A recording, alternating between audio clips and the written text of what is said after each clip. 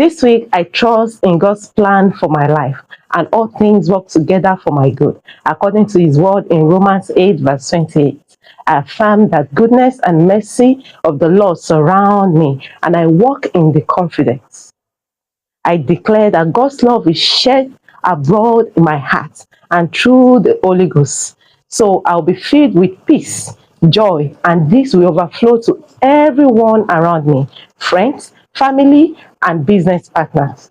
I declare that I am blessed. I am highly favored because I'm chosen in Christ Jesus, even before the foundation of the world. And in this confidence of God's love, I walk. For my nation, I decree over you that you are blessed beyond measure. All this I affirm in Jesus' name. Amen. Enjoy the week and still blessed. I love you. Bye.